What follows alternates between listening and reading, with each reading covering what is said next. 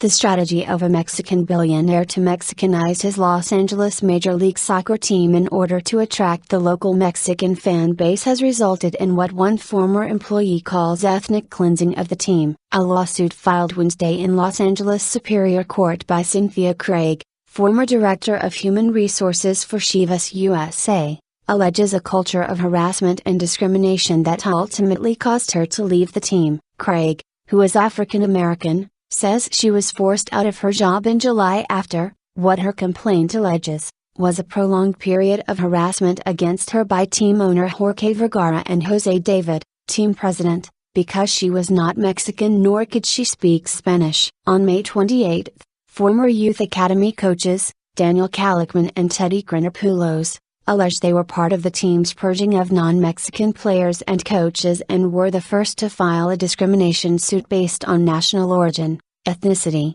and race against Chivas USA in Los Angeles Superior Court. What the Chivas did here in developing this environment is an accepted practice in Mexico, but they didn't do their homework, because we don't do and say things like that here. Mike Coyetla, executive editor, Soccer America magazine. In the US and in California, sports franchises have to abide by the same rules and laws that all employers are required to follow, including the laws prohibiting employment discrimination, said Greg Helmer, attorney for Chronopoulos and Calichman. A sports franchise is not in any way exempt from those laws simply because it is in the sports business. Since assuming majority ownership of Chivas USA in August 2012, Jorge Vergara made it clear he wanted to replicate the model of his Guadalajara, Mexico, team of the same name to attract the large Mexican population in Los Angeles County, which, according to the 2012 census, numbers more than 4 million. The Mexican Chivas team is regarded there with a reverence similar to the New York Yankees or Dallas Cowboys in the U.S. Helmer says in the suit that, upon assuming sole ownership and control of Chivas USA, Mr. Vergara undertook a systemic effort to reverse what he perceived as the Americanization of Chivas USA and to implement a discriminatory employment policy similar to the ethnocentric Mexican-only policy that exists at Chivas de Guadalajara. The suit claims that at a November staff meeting Vergara asked, in Spanish, who could speak Spanish. After identifying employees who did not speak Spanish, Vergara told them they would be fired. If you don't speak Spanish, you can go work for the Galaxy, unless you speak Chinese, which is not even a language, Vergara allegedly said. Craig says in her suit that it felt like ethnic cleansing. Soon after this infamous meeting, Chronopoulos said he met with newly appointed team president Jose David,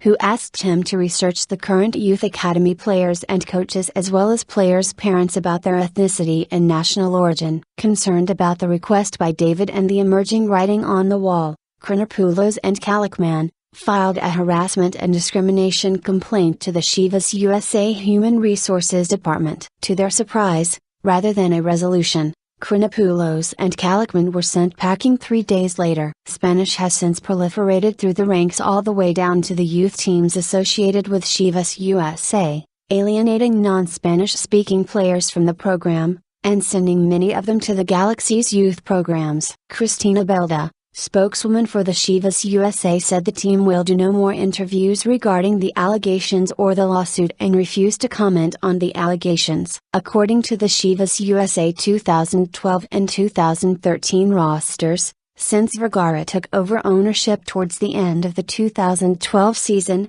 the number of non-Mexican players and staff was cut by more than 2/3, but the public numbers are more telling. This season the Galaxy is drawing some 21,000 fans to their games at the Subbub Center on the campus of California State University Dominguez Hills in Carson, California, which is some 10 miles south of downtown Los Angeles and has a seating capacity of 27,000. Chivas USA, which also shares the facility, is drawing less than half of that. Team observers explain the dismal attendance is more geographic, where the stadium is not in a heavily populated Mexican community, making it difficult and cost prohibitive for their target fan base. According to the 2010 census, however, Latinos make up some 40% of the Carson population. Then there has been Chivas USA's dismal record of 7-18-9 in 2012, followed by this season's 4-13-5 letter through August 8. The position of MLS is guarded because of the pending litigation, but there have been no public statements made by league officials condemning or even expressing concern for the mere appearance of discrimination. "We are well aware of the allegations made by ex-players and employees of Chivas USA,"